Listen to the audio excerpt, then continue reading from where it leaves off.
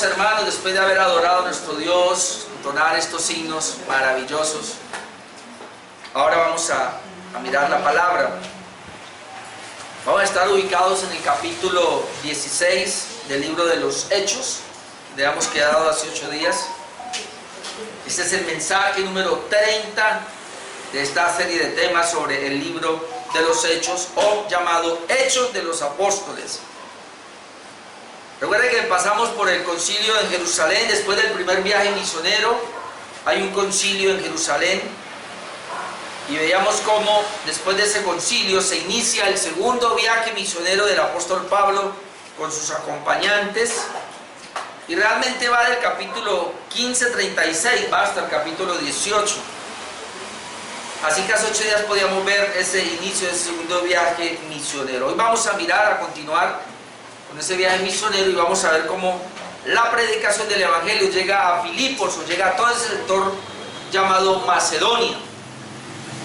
Entonces pudiera ser la predicación del evangelio en Macedonia, pero hoy vamos a mirar la primera parte, que es Filipos, porque hay 3 ciudades donde Pablo va a llegar. Tesalónica es la otra. Hoy vamos a mirar, hermanos, el capítulo 16, versículo 6 hasta el 40. Vamos a mirar 3 episodios allí. Yo tengo 5 puntos hoy. El título es la predicación del evangelio en Filipos. Y los 5 puntos que tengo, obviamente es bastante material, pero pues no voy a irme a otras escrituras para tratar de hacer todo el trabajo allí. Vamos a mirar primero a Pablo, cómo el Espíritu Santo le prohíbe que predique el evangelio. ¿Cómo? Número 2, vamos a mirar cómo Pablo en Filipos se encuentra con Lidia, la vendedora de púrpura. Vamos a, en tercer lugar, como una joven es liberada de un espíritu de adivinación. En cuarto lugar, vamos a mirar cómo Pablo y Silas van a la cárcel. Y luego, número 5, cómo Pablo y Silas son liberados de la cárcel. Todo eso va del capítulo 16, versículo 6 hasta el 40. Vamos a mirar el punto número 1. A Pablo el Espíritu Santo le prohíbe predicar el evangelio. Versículo 6 hasta el versículo 10. El Espíritu Santo prohíbe predicar el evangelio en Asia y en Bitinia. Versículos 6 y 7. Recuerden cómo habíamos quedado hace 8 días. Ya Pablo ya no va solamente en este caso con Silas. Recuerden que él salió con Silas, sino que ahora va acompañado del joven Timoteo. Dice el versículo 6: y atravesando Frigia, habíamos quedado hace 8 días que él se había encontrado con Timoteo, lo había circuncidado, y ahora uno se va. Y luego dice: y atravesando Frigia y la provincia de Galacia. Ahora note que allí era donde ellos habían evangelizado antes, pero ellos atravesaron esa parte. Cuando ellos estaban allí, esa parte, es decir, porque el propósito era volver a esos lugares donde ellos habían predicado. El segundo viaje le dice Pablo a Bernabé: vamos a visitar a aquellas personas que ya les predicamos el evangelio. Entonces, Pablo va para allá, es decir, va a la región de Galacia. Pero cuando ellos iban para allá, dice que les fue prohibido por el Espíritu Santo hablar la palabra en Asia, es decir, en esos lugares donde habían ido, el Espíritu Santo los dejó ir. Cuando ellos entonces, al ver, y no sabemos de qué manera, porque la Biblia no nos dice cómo fue que le prohibió. Luego dice: y cuando llegaron a Misia, intentaron ir a Bitinia, es decir, hacia otro sector, creo que hacia el norte, pero el Espíritu Santo no se lo permitió. Entonces estamos viendo cómo le cierran las puertas por acá, le cierran las puertas por allá, y le queda solo un camino. Que eso es lo que... Ahora, nosotros no sabemos realmente cómo fue. Algunos pueden decir, bueno, en ese tiempo el mover profético estaba, digamos, para dar alguna palabra de guía. Puede ser que fue a través de una profecía, no sabemos. Recuerden que Silas pudo dar una palabra. Más adelante vemos que Dios usaba a Silas para una profecía. No sabemos si fue por una situación que se presentó cualquiera, que impidió de alguna manera que ellos avanzaran. Pero lo que sí sabemos es que claramente Pablo, o por lo menos y los que iban allí, Silas y Timoteo, y recuerden que quien está narrando aquí es el Lucas, entonces fácilmente ellos sí supieron, tan es así que Lucas lo deja registrado, les fue prohibido por el Espíritu Santo no hablar la palabra en Asia, les fue prohibido por el Espíritu Santo no hablar la palabra en Bitinia. Obviamente después ellos predican ahí, pero por lo menos no era el momento, porque es que Dios tiene todo, hermanos, de una manera calculada. En versículos 8 y 10 vemos que a Pablo pues se le muestra entonces una visión pues para que fuera a Macedonia, que es donde vamos a entrar ahora a mirar a Filipos. Dice el versículo 8, y pasando junto a Misia, descendieron a Troas. Ahora, yo quiero que miren la palabra que dice ahí, descendieron. Ahora miremos que es Lucas quien está narrando. Y Lucas está diciendo, descendieron a Troas. ¿Quiénes descendieron? Pablo, Silas y Timoteo. Ahora vamos a mirar cómo cambia esto más adelante. Versículo 9. Cuando ellos están en Troas, es decir, porque pues no podemos ir a la parte de Asia, no podemos ir en este caso hacia el norte, entonces nos queda un camino nomás. Vámonos hacia Troas a ver qué pasa allá. Y cuando ellos van a Troas, se le mostró a Pablo una visión de noche. Es decir, ellos se quedaron ahí una noche. Pablo tiene una visión, tiene un sueño. Y dice que un varón macedonio estaba en pie, rogándole y diciendo, pasa a Macedonia y ayúdanos. Note la palabra pasa. Esa palabra pasa y quiere decir que él tenía que atravesar ahora ese golfo que estaba allí, o ese mar que había allí, que se llama el mar Egeo, y entrar a lo que se conoce como el continente europeo en nuestros días. Es decir, en los planes de Pablo, él no estaba a llevar la palabra a Europa. Él quería estarse en esta parte de Asia y de África, pero ahora él tiene una visión, un sueño en un varón de Macedonia, que eso ya es Europa, y él le ruega y le dice, pasa a Macedonia y ayúdanos. Dice el verso 10, cuando vio la visión, enseguida, note la palabra ahora, procuramos. ¿Qué ve ahí? Arriba dice, descendieron. Aquí dice, procuramos. Ya está hablando en plural, pero personal, es decir, aquí está involucrado Lucas. Primera vez en el libro de los Hechos que vemos al autor del libro de Lucas involucrarse, donde podemos deducir entonces, obviamente que Lucas es de Filipos, como lo vamos a ver ahora, su ciudad era Filipos, pero él estaba en Troas, y ahí cuando Pablo, Silas y Timoteo llegan a Troas, ahí se encuentran con Lucas.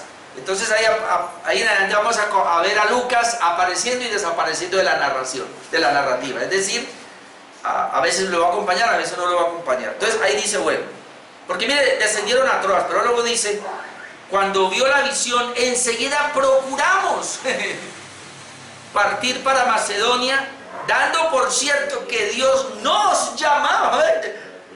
Lucas ya se metió en el asunto, ya es otro misionero, ya hay 4, para que le anunciásemos el Evangelio. Ok, unas cositas aquí. Macedonia se encontraba entonces, como ya lo dije, al otro lado del mar Egeo. Él no iba a pasar el mar, pero le tocó atravesarlo, porque en esa visión había un varón de Macedonia, no sabemos cómo era, quién era, no sabe especular quién era. Yo voy a hacer todo lo posible por no especular, porque algunos especulan, y yo no quiero especular esta noche. Pero sabemos que es el mar Egeo. Al pasarlo, al otro lado se encontraba lo que se conoce como el continente europeo, que es toda esa región de Macedonia. Ya lo dije, Pablo entonces conoce a Lucas en Troas, quien ya se le une a ellos en la misión. Aquí un escritor, Campbell Morgan, dijo lo siguiente: esta invasión de Europa no estaba en la mente de Pablo, pero es evidente que estaba en la mente del Espíritu. Y esto nos deja una enseñanza, hermanos, interesante a nosotros, que tenemos que andar siempre dirigidos de la mano del Espíritu Santo. Y obviamente, no solamente para situaciones de predicar la palabra o el Evangelio acá, sino en las situaciones normales del creyente. Si hay una puerta que se cerró, hermanos, ¿para qué la va a abrir? Porque se le va a abrir otra. Yo no creo como algunos a mí me enseñaron, esa gente que profetiza que que si una puerta se le está cerrando, usted meta el pie, no la deje que se le cierre, pero no, hermanos. Si se cierra una puerta, cualquiera que ésta sea, y aprovecho para decir, si se le acabó ese trabajo que tenía, se cerró esa puerta, bueno, Dios le va a abrir otra.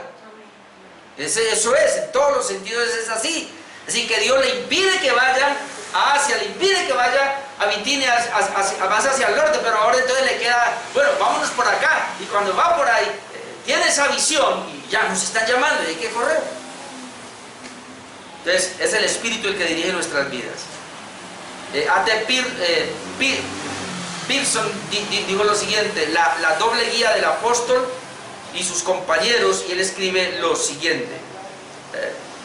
Pearson o Pearson, bueno, no. Él dice así: por un lado, prohibición, y por el otro, permiso. O sea, la doble guía del apóstol, dice acá, y de sus compañeros, y para nosotros también puede ser así. Dice, tienen prohibido un rumbo, pero reciben invitación en otro. En un sentido el Espíritu dice, no vayan. En el otro les dice, vengan. Entonces pone el ejemplo acá de algunos evangelistas o misioneros. Dice, no sé cómo se pronuncia, Livingstone, dice que intentó ir a la China, pero Dios lo mandó a África.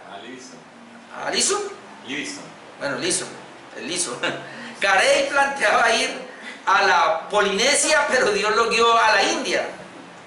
Hudson Taylor dice que fue a la India, pero luego fue encaminado hacia Birmania. Entonces dice, también nosotros en nuestros días tenemos que confiar en Él para ser guiados y regocijarnos igualmente con las restricciones y permisos.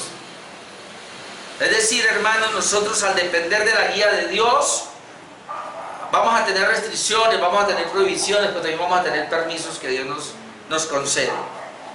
Entonces, caminamos de esa manera, guiados por la palabra, y el Espíritu Santo nos abrirá puertas o nos cerrará puertas.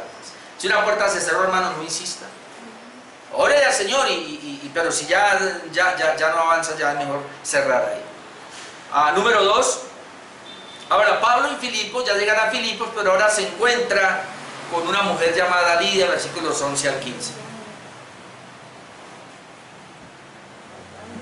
Pablo y sus compañeros, recuerden que ya son 4, llegan a Filipos y se establecen allí. Versículos 11 y 12 nos dice, zarpando pues de Troas, ahí en Troas fue que recibió la visión del varón macedonio que le llamaba, vinimos otra vez, ahí está yo no sé cómo se conjuga eso, no, malo para el español, pero ese es el plural, ¿qué? Plural, pero ahí sí, malo para el español. Bueno, vinimos con rumbo directo a Samatrocia y el día siguiente a Neápolis. Y de allí a Filipos, es decir, porque ahí ya entra lo que se conoce como Macedonia, que es la primera ciudad de la provincia de Macedonia y una colonia. El hecho de que Lucas la narra de esta manera, la mayoría de eruditos dicen que es porque era la ciudad de él. Pero llegan a Filipos, dice que es la primera ciudad o la ciudad más importante de esa provincia de Macedonia, porque habían varias, entonces ya miraremos Tesalónica. Y estuvimos en aquella ciudad algunos días, es decir, ellos se quedan en Filipos por algún tiempo. Pero luego vemos en el versículo 13 cómo Pablo y sus compañeros comienzan a predicar a unas mujeres, y esto es interesante porque habíamos visto cómo Pablo siempre que llegaba a una ciudad, él iba a las sinagogas judías, pero parece ser que en Filipos no había ninguna sinagoga. Es más, se cree que ni siquiera habían varones judíos, que habían eran unas mujeres judías, o en este caso mujeres prosélitas, como es el caso de Lidia, porque el versículo 13 dice, y un día de reposo, es decir, se quedaron varios días, no sé si buscando no la encontraron, no la había, pero dice, y un día de reposo salimos fuera de la puerta junto al río, que era lo que se le permitía. Si habían mujeres judías o mujeres prosélitas, es decir, mujeres que habían aceptado la fe judía, pues entonces se reunían el día de reposo para compartir, y se dice que si había un varón, muchas veces lo invitaban para que ellos compartieran. Así que dice que ellos fueron junto al río donde solía hacerse la oración. y sentándonos, dice que hablamos a las mujeres que se ven reunidas, es decir, no hay hombres allí, hay solo mujeres. Entonces ahí Pablo les va a hablar a estas mujeres. Versículos 14 y 15 vemos cómo Lidia recibe el evangelio por la gracia de Dios, igual que su casa. Esto es bien interesante. Versículo 14, entonces una mujer llamada Lidia, vendedora de púrpura de la ciudad de Tiatira. Esta mujer era de la ciudad de Tiatira, es decir, de la parte asiática, pero ella estaba allí. Parece ser que esta mujer era muy adinerada y ella se había trasladado allí, a ese lugar, porque lo que ella hacía, esa tela de púrpura, dice que se encontraba en las costas de unos musgos que sacaban, y eso costaba realmente hacer las telas, por eso eran muy carísimas, muy costosas, y esta era una mujer entonces de clase alta. Bueno, ella estaba allí, dice que era vendedora de púrpura de la ciudad de Tiatira, que adoraba a Dios. La palabra adoraba a Dios era prosélita, o una mujer que había abrazado el judaísmo, y dice que ella estaba oyendo, no solamente ella, sino todas estaban oyendo, pero esta mujer, igual que la otra, estaba oyendo. Y note, y el Señor abrió el corazón de ella para que estuviese atenta a lo que Pablo decía. Es lo que conocemos nosotros como la providencia de Dios o la soberanía de Dios en cuanto a la salvación. Dios ahí por lo menos vemos, el interés no era salvar a todas las mujeres, aunque Pablo les habló a todas, sino que le habló a una, que se le abrió el corazón y ella pudo entender. Y luego dice, y cuando fue bautizada, es decir, se hizo bautizar, y su familia, ahí comenzó una iglesia, no rogó diciendo, si habéis juzgado que yo sea fiel al Señor, entrad en mi casa y posad, y nos obligó a quedarnos. Entonces, esa familia, la primera convertida en Filipos es Lidia, luego la familia, todas se convierten allí, luego se forma una iglesia. Más adelante Pablo escribe la carta de los filipenses, precisamente allá a esta ciudad de Filipos, hermano. Y esta iglesia de Filipos es la que más ayudó al apóstol Pablo económicamente. De hecho, cuando usted lee Filipenses capítulo 4, usted ve que dice, una y otra vez me enviaron, y olor grato y todo eso. Por medio de Epafrodito, acuérdese que le enviaron, y él estaba muy contento. Así que esta iglesia que nace allí, que Lidia le fue la primera, posteriormente fue una iglesia muy generosa, muy agradecida con el apóstol Pablo. Bueno, en esta parte nos dice el comentarista John Stott lo siguiente. Notamos que si bien el mensaje era de Pablo, la iniciativa salvífica era de Dios. Pablo le predica a todas las mujeres, pero Dios quiere salvar una mujer. Luego dice, la predicación de Pablo no fue efectiva en sí misma, fue el Señor quien obró por medio de ella. No es el carisma de Pablo, no es porque era Pablo, no es la preparación de Pablo, es que Dios usó a Pablo, pero fue Dios el que convirtió a Lidia. Y luego él dice, además, la obra del Señor no se hizo efectiva por sí misma, eligió obrar a través de la predicación de Pablo, siempre es así. Es decir, aunque la obra es de Dios, Dios no lo hace fuera, en este caso, de un intermediario, y en este caso era Pablo. Así que para que una persona sea convertida, se necesita el recipiente, pero Dios a través del recipiente, y si va a ser así, a través del recipiente, Dios convierte a una persona, pero quien convierte no es el recipiente, sino que Dios. Porque nosotros no sabemos, nosotros predicamos el Evangelio y quisiéramos que todos se convirtieran, pero a la larga la decisión es de Dios, porque Él es el único que va a traer a la fe a aquellos que Él ha escogido antes de la fundación del mundo. Entonces, es interesante. Bueno, ahora pasamos a otro punto, que sería una joven deliberada del espíritu de adivinación, allí precisamente en Filipos. Verso 16 al 22. Versículo 16 dice que pues esta joven era explotada lamentablemente por sus amos para obtener ganancias. Era una esclava. Dice el versículo 16, aconteció que mientras íbamos a la oración, no se han movido, hace rato están allí yendo a la oración, siguieron yendo a la oración, pero cuando ellos iban un cualquier día, nos salió al encuentro una muchacha que tenía espíritu de adivinación. Ahora miramos eso. La cual daba gran ganancia a sus amos adivinando. Es decir, hay unas personas que habían abusado de esta muchacha con ese espíritu que ella tenía de adivinación y abusaban de ella, la explotaban para sacar dinero con las adivinanzas que ella tenía. No sabemos si le hacían cola y pagaban la entrada y iba, vaya allá donde ella, y ella les adivinaba. Porque ella tenía un espíritu de adivinación o un espíritu de pitón, o era una pitonisa. Vamos a mirar brevemente, el pastor John MacArthur aquí nos dice brevemente qué era este espíritu. Él dice que era un espíritu pitón. Dice, esa designación se deriva de la mitología griega, en la cual Pitón era una serpiente que custodiaba el famoso oráculo de Delfos. Dice, con el tiempo, la Pitón resultó muerta a manos de Apolo, el dios de la profecía. Ya que se creía que Apolo hablaba por medio del oráculo en Delfos, el término Pitón llegó a referirse a cualquiera en contacto con Apolo. Para nosotros sería que la joven era una medium en contacto con demonios. Tremendo eso. Así que esta mujer, esta estaba endemoniada, tenía un espíritu, era una pitonisa, es decir, un espíritu de adivinación, y tenía contactos con demonios. Versículo 17 vemos como el mensaje de la joven era cierto, hermano, solo que por adivinación.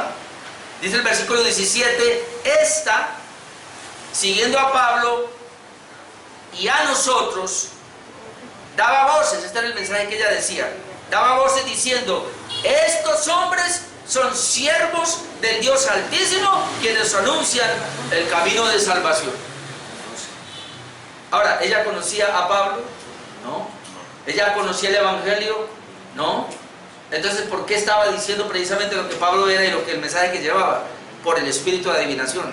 Porque era pitonisa y porque el diablo la estaba usando. Ahora uno puede ver aquí, hermanos, otra estrategia de Satanás, que es más sutil pero más peligrosa. En Hechos, cuando vimos Pedro, ¿no? Va a llevar el Evangelio, se levanta Simón, ¿no? Y se quiso meter ahí, se quiso camuflar. Les compro el don con dinero. Apártate de mí, le dice.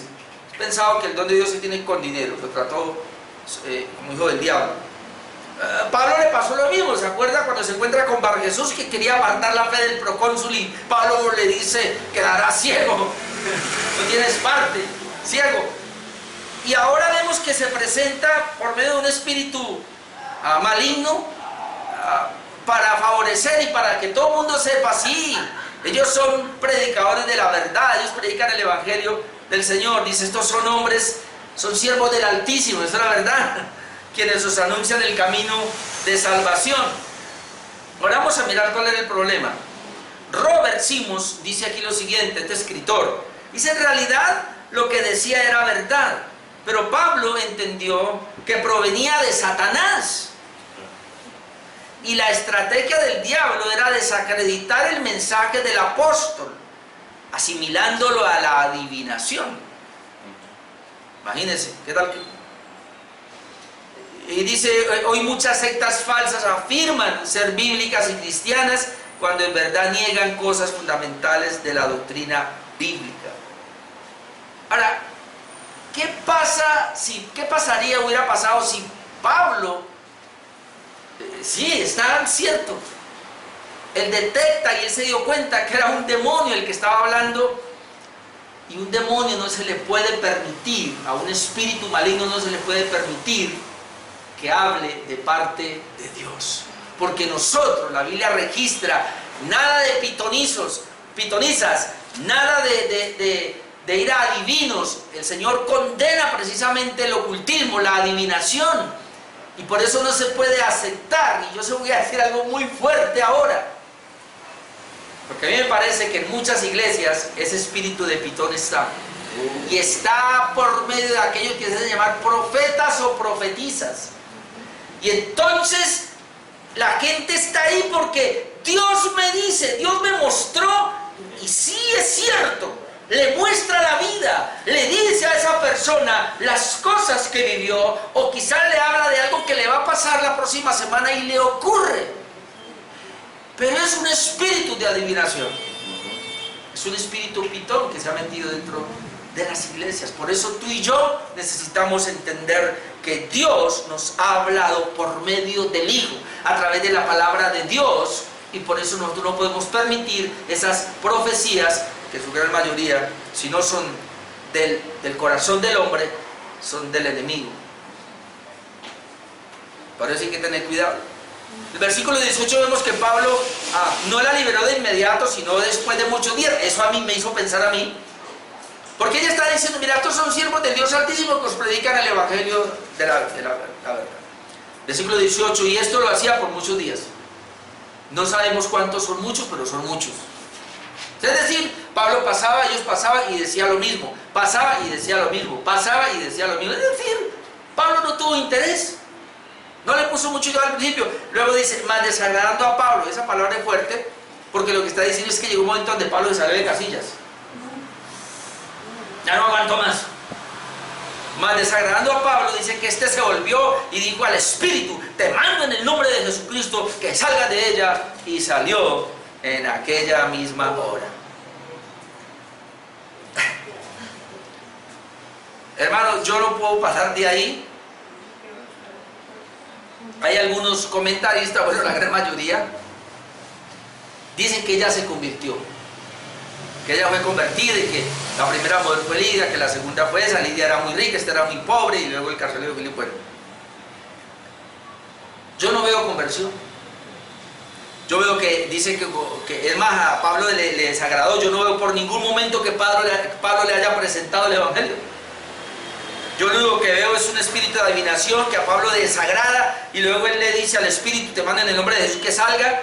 El espíritu obedeció, salió de ella. Pero es que yo puedo leer más bien en Lucas 11, 24 al 26 lo siguiente: cuando el espíritu inmundo sale del hombre, anda por lugares secos buscando reposo, y no hallándolo, dice: volveré a mi casa donde salí. Y cuando llega, la halla barrida y adornada. Entonces va y toma otros 7 espíritus peores que él, y entrados moran allí, y el postrer estado de aquel hombre viene a ser peor que el primero. La semana pasada una señora me decía que si yo hacía liberaciones, que si yo echaba fuera demonios aquí. Yo le dije: yo predico la palabra y puede ser que se vaya, pero usted no hace liberación. Le digo: ¿a quién? Sí, aquí los que vienen son hijos de Dios. Pero sí, pero hay endemoniados. Le digo: pues si los hay, si me encuentro con un endemoniado y viene aquí un demonio, pues bueno, hago lo que hacía Jesús o lo que hizo Pablo eventualmente. Y lo puedo echar fuera, pero ¿de qué? Ahí yo le dije: pero ¿de qué sirve que yo eche fuera a una persona? Porque un endemoniado es un inconverso. Yo no creo que un creyente pueda tener demonios. Entonces, si es endemoniado, es inconverso. Entonces mejor le predico el Evangelio, porque si yo reprendo ese demonio, él se va. Y si no le predico el Evangelio, la casa queda vacía, y él va a volver después con 7 espíritus peores, y lo que le hago es un daño. Así que eso es lo que está pasando en muchas iglesias, que no hace sino echar fuera demonios. Si es que hay demonios en esa iglesia, entonces son inconversos. Y si están echando fuera demonios, es la razón por la cual cada culto echan fuera demonios, porque claro, están endemoniados, y es un juego que va y viene. Ahora, al final termina apartándolo de la verdadera fe. Claro. Yo no puedo ir más de lo que viene la Escritura. Vuelvo y digo, la gran mayoría de los comentaristas aquí dicen y están convencidos, pastores reformados están convencidos que ella fue liberada y que ella creyó el Evangelio y que ella fue convertida y todo. Yo mejor me quedo ahí, que fue liberada. No sabemos qué pasó, la Biblia no me dice más, no digo más.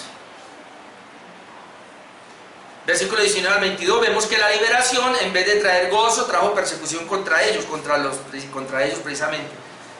Claro, Pablo le dice: en el nombre de Jesús, sacó ese espíritu, quedó libre. Versículo 19, pero viendo sus amos que había salido la esperanza de su ganancia. Salió el demonio que estaba molestando a Pablo, pero aquí dice que salió fue la esperanza de la ganancia de sus amos. Prendieron a Pablo y a Silas y los trajeron al foro ante las autoridades, y presentándolos a los magistrados dijeron: estos hombres, siendo judíos, alborotan nuestra ciudad y enseñan costumbres que no nos es lícito recibir ni hacer, pues somos romanos. Y se agolpó el pueblo contra ellos, y los magistrados, rasgándole las ropas, ordenaron azotarles con vara. Por liberar a una muchacha. Claro, como dice acá la Biblia, había salido la esperanza de su ganancia. F. Bruce dice lo siguiente ahí, dice: cuando Pablo exorcizó el espíritu que la poseía, exorcizó al mismo tiempo la fuente de ingresos de sus amos. O sea, lo que produjo furia contra estos misioneros. Y John Stott dice allí también, dice: los amos de la esclava actuaron hábilmente.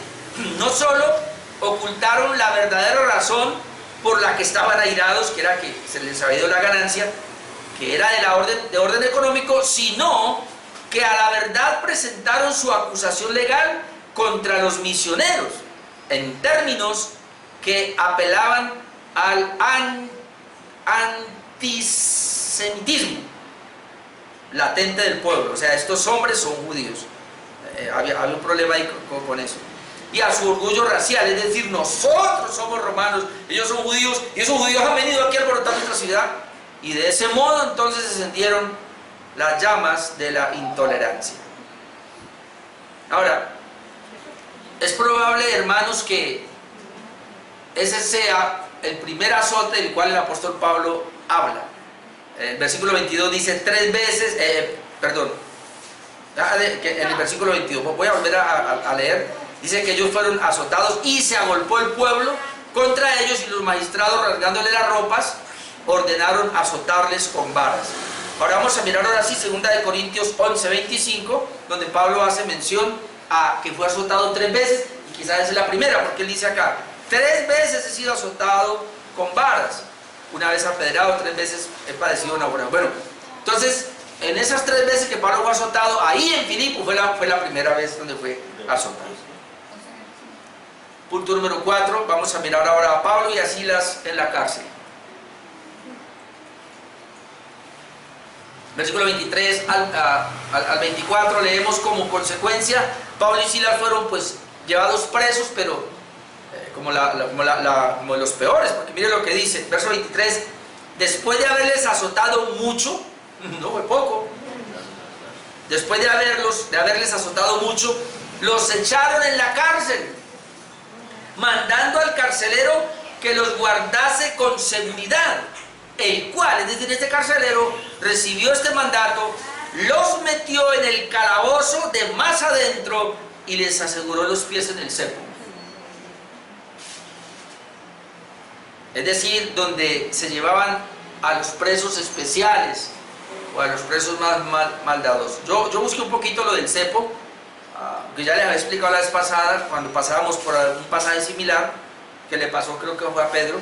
Pero mire lo que encontré, dice que el cepo era un instrumento hecho de 2 maderos gruesos, que unidos forman en el medio unos agujeros redondos, más o menos, así, pero luego quedan así, en los cuales se aseguraba la garganta o la pierna del reo juntando los maderos.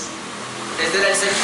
Muchas veces lo metían acá, o le ponían uno acá y el otro acá, los aseguraba. Es decir, ¿quién se va a salir de ahí? Lo aseguraban con cadenas. Pero a pesar de dicha condición, y esto es impresionante, Pablo y Silas, hermanos, oraban y adoraban a Dios. Versículo 25 dice: pero a medianoche, orando Pablo y Silas, parece que fue a ellos dos, no, ahí no está ni Timoteo ni Lucas. Orando Pablo y Silas, dice que ellos cantaban himnos a Dios y los presos los oían. Así como cantamos ahora himnos, ¿verdad? Con esa alegría, entusiasmo. Ellos allí, note la condición. Usted se puede imaginar que los azotaron, usted se puede imaginar que están echando sangre, están heridos, los metieron al calabozo más oscuro y les aseguran los pies en el cepo. ¿Y ahí qué hacen? Comienzan a cantar, comienzan a orar a medianoche y a cantarle al Señor. al punto que los presos los oían. Bueno, esa parte de los presos los oían. De pronto, para llegar a una conclusión ahora vamos a mirar si cabe o no cabe. Bueno, ellos aprendieron entonces a confiar en la providencia de Dios. Bueno, si esto está pasando es por algo. Nosotros estamos aquí no porque queremos nosotros, no porque el Espíritu Santo nos trajo. Y Pablo está convencido de esa visión del varón macedónico. Yo anteriormente pensaba, ¿no será que el varón macedónico sería ese carcelero? No sé. No, él no era, pero obviamente no sabemos quién es el varón macedónico, pero de todas maneras vamos a mirar qué pasó con ese carcelero. De su boca entonces no salían gemidos, sino canciones, y en lugar de blasfemar contra los hombres, bendecían a Dios. Por un momento, hermanos, cuando pasemos por una situación bien crítica, ¿qué vamos a hacer? Eso es orar, hermanos, y alabar a nuestro Dios. Tenemos que, por lo menos eso tenemos que aprenderlo en esta noche. Número 5, Pablo y Silas son liberados de la cárcel, versículo 26 hasta el 40. ¡Hurra!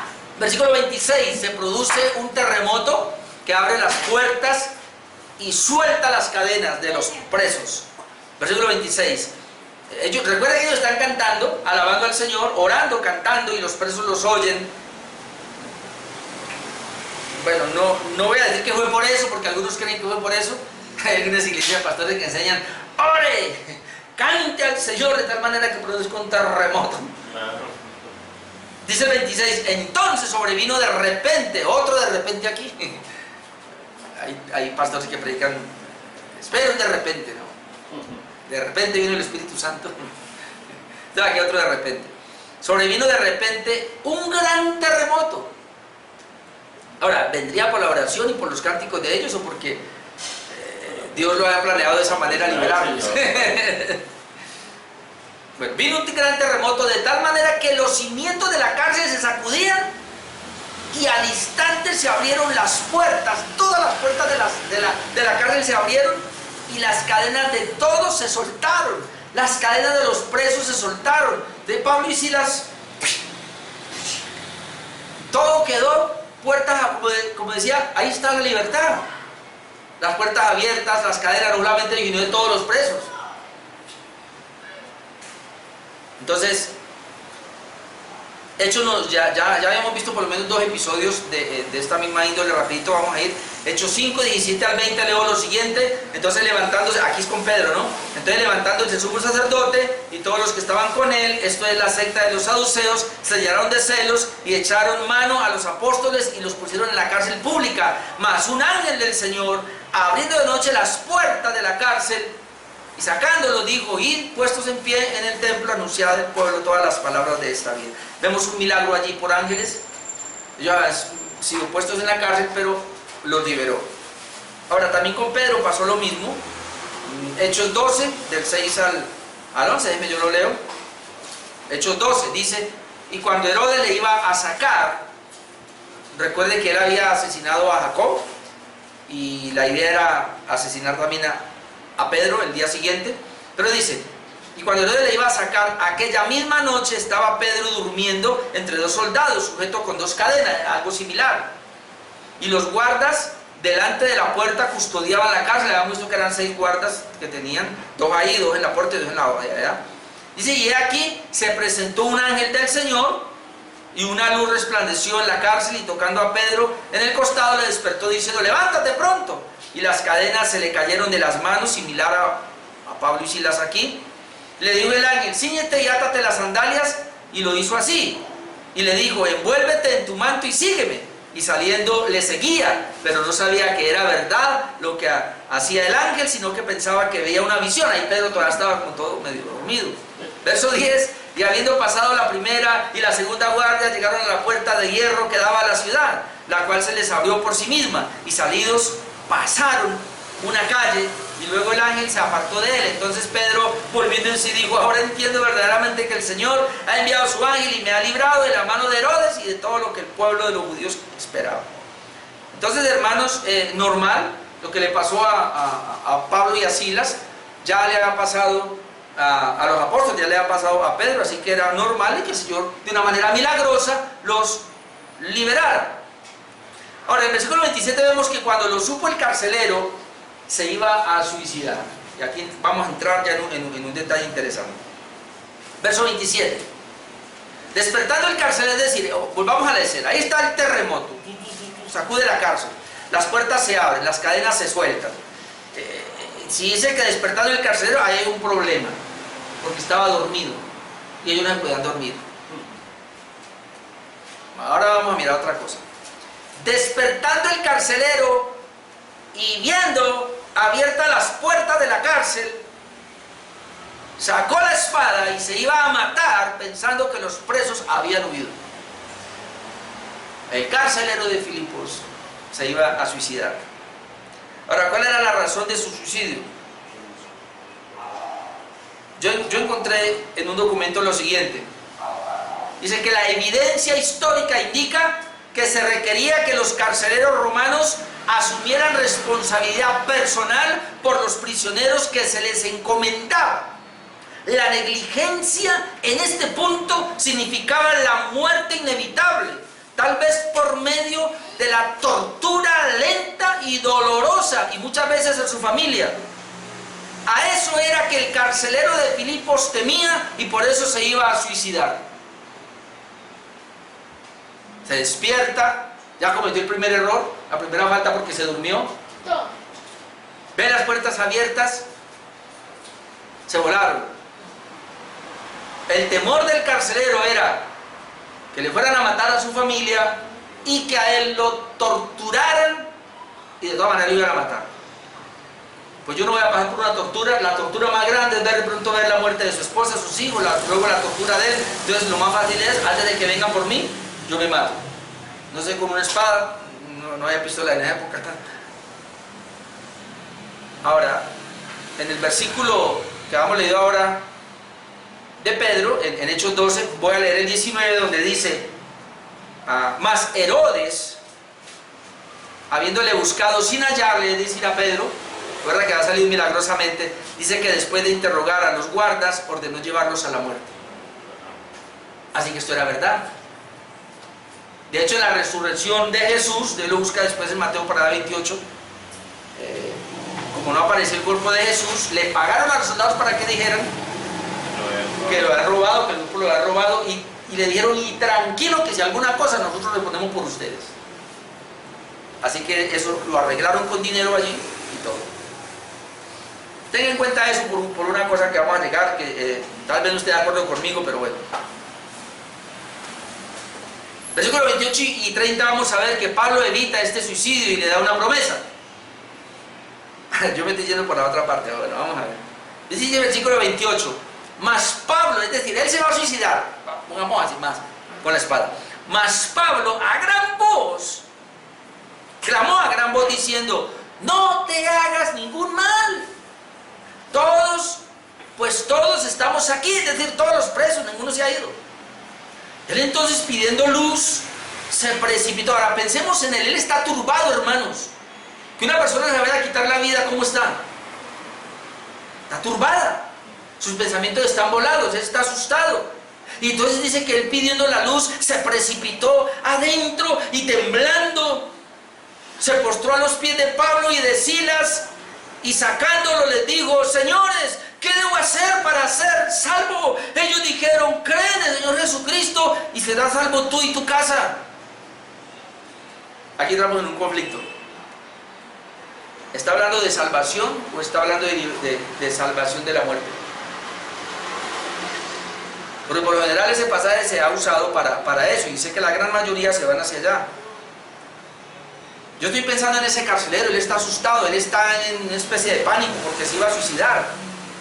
Y entonces él, cuando va donde Pablo y aquí estamos todos, él todavía como que no congeniaba bien. Y él le dice: ¿qué debo hacer para ser salvo? ¿A qué salvación se refiere? ¿Él está preocupado por la salvación de su alma? ¿O está preocupado por la salvación de su vida y la de la familia? Ahora, la respuesta que le da Pablo, ¿cuál es? Le dice: ellos dijeron, los dos, Pablo y Silas, cree en el Señor Jesucristo y serás salvo tú y tu casa. ¿Salvo de qué? Si el carcelero está pidiendo la salvación de su alma, la respuesta que le da, cree en el Señor Jesucristo y estás salvo tú y tu casa, es por el alma. Y eso no tiene sentido porque la salvación es personal. ¿Cómo le va a prometer que si cree en Jesús usted va a ser salvo y su casa, cuando la salvación es personal? No tiene sentido. La Biblia no nos habla que porque una persona creyó, toda su familia va a ser salva. La Biblia nos habla de la salvación individual. Ahora, vamos a suponer que sí, como la gran mayoría de los comentaristas dicen que no, que él sí estaba hablando de una salvación espiritual y que sí quería el perdón de los pecados. Mi punto es aquí, ¿y dónde escuchó el Evangelio? ¿Y dónde escuchó la palabra para él decir eso? Y si eso es así, entonces Pablo le contesta, cree en el Señor Jesucristo y serás salvo espiritualmente tú y tu casa. Entonces le está prometiendo algo que la Biblia no apoya. Pero bueno, déjeme, yo voy a leerle aquí dos comentarios. Robert Simmons dice lo siguiente: es posible que el carcelero estuviera pensando en una salvación física, pero Pablo y Silas aprovecharon la situación para hablarle acerca de la salvación espiritual. ¡Ay, cómo lo arregló!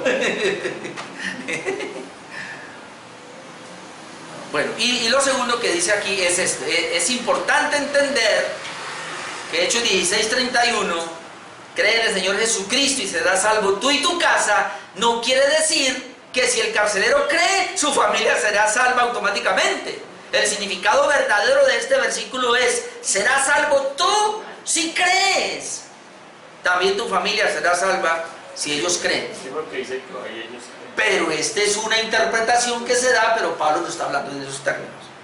Ya es una conjetura de nosotros conociendo la palabra. Pero lo dejamos ahí,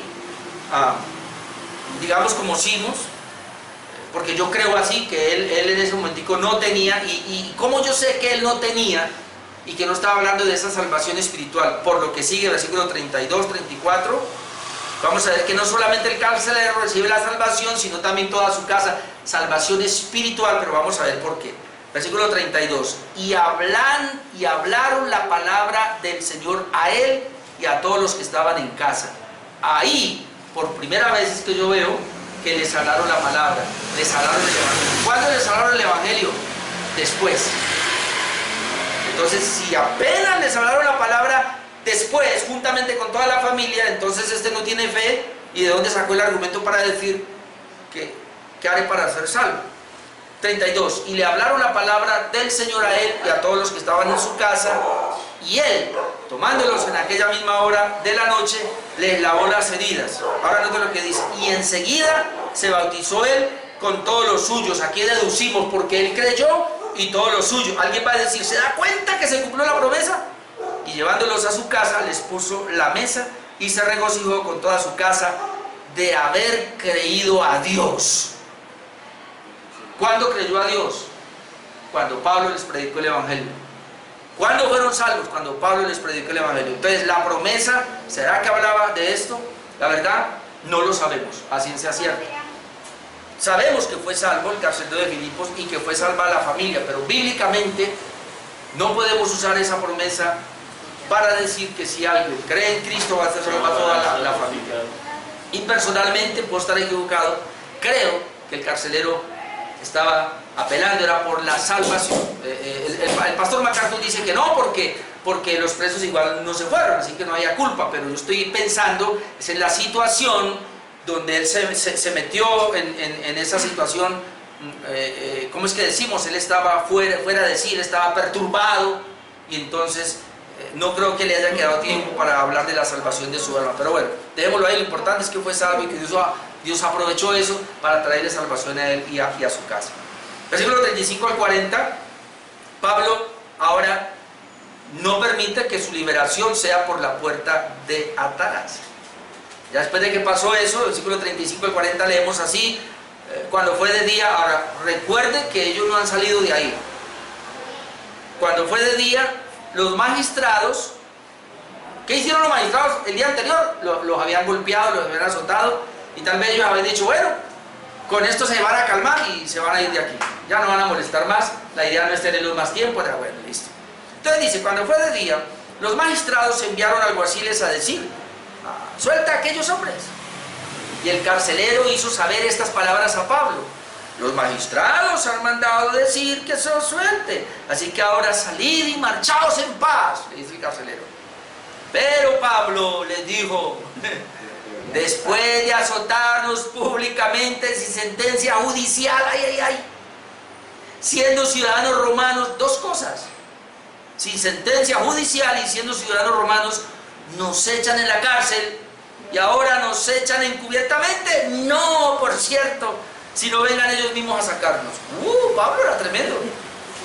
Él quería dejar por sentado, dejar un testimonio de que tampoco iba a probar una deshonestidad de estas.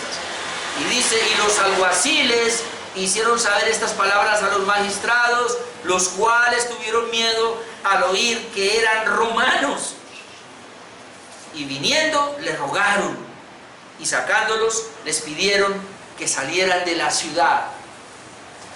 Entonces, saliendo de la cárcel, entraron en casa de Lidia, creo que fueron de Lidia, dice que esa casa era muy grande, y habiendo visto a los hermanos, los consolaron y se fueron. Déjeme, yo le hablo aquí de lo que dijo el pastor John Stott, el comentarista John Stott. Nos dice la razón del por qué Pablo hizo esto. Él dice, porque de conformidad con el texto de la Lex Julia, digamos, algo que había ahí, que tenían los romanos, el ciudadano romano no será azotado ni atado por magistrado adversus provocatio, es decir, por algún magistrado que lo provoque, o por ninguna otra persona en ninguna circunstancia. Eso estaba escrito en la ley. Así que ellos quebrantaron esa ley. Y menos sin haber sido juzgados y sin haber sido condenados. Ellos no fueron juzgados, no fueron nada, sino que los llevó. Así que esa es la razón por la cual Pablo se para firme. Bastaba, sigue diciendo John Stott, bastaba que el ciudadano dijera civil romanum sum y quedaba inmune al castigo, o yo soy ciudadano romano, y quedaba inmune al castigo. Severos castigos se prescribían para los que violaran estos privilegios ciudadanos. Esa es la razón por la cual entonces cuando se dan cuenta van y les hablan, no sé de qué manera, y por favor, no sé, hicieron todo y arreglaron todo. Obviamente Pablo hace esto y lo deja como testimonio, obviamente, para los que vienen atrás. Me imagino que ahí en adelante los romanos se cuidarían, ¿no?, de atentar contra una persona sin investigar bien quién. Bien. ¿Qué aprendemos hoy, hermanos? Y termino acá en la conclusión. Hay 5 cosas que yo quiero resaltar de todo esto que vimos hoy de la predicación en Filipos. Y es primero, no es lo que nosotros queremos, hermanos, es la voluntad de Dios. Si Dios nos cierra la puerta, no seamos bruticos en querer abrirla. Por algo la cerró el Señor y Él no abrirá otra. 2. Dios es el único, hermanos, que abre el corazón para que el Evangelio penetre, no somos nosotros. Así que sigamos insistiendo con la predicación, pero Dios es el que va a abrir el corazón. 3. Nuestra misión, hermanos, no es echar fuera demonios, sino predicar el Evangelio. Dios nos envió a predicar el Evangelio. Yo estoy convencido que, como le decía a esta señora, yo creo que todos los impíos están endemoniados. De hecho, nosotros también estábamos endemoniados, porque dice que son hijos del diablo. Así que cuando el Señor libera a una persona en su corazón, es regenerada, ya el demonio se va y no tiene derecho. Entonces predicamos el Evangelio. Ahora, ¿qué hacemos si hay un endemoniado? Bueno, si usted quiere, lo podemos hacer, obviamente. Pero eso es una eventualidad. Número 4, hermanos, llevar el Evangelio nos va a traer sufrimiento, no es como se cree. Donde quiera que vayamos, porque estamos enfrentando, hermanos, a las mismas tinieblas. Recuerde que los impíos son hijos del diablo, y si nosotros le presentamos el Evangelio, ellos no van a querer, y Satanás va a mover cualquier ficha para venir y atacarnos. Y número 5, Dios usa el sufrimiento para sus planes. Dios tenía planeado que con el sufrimiento, Él planeó todo de que fueran donde Lidia, Él planeó todo de que esta muchacha y se los perturbara, para que se hubiera un alboroto, para que Pablo y Silas fueran a la cárcel, para que el carcelero de Filipo y toda su familia recibieran el Evangelio y fueran salvos. Así que, hermanos, todo está en el plan. En la mano del Señor. Amén.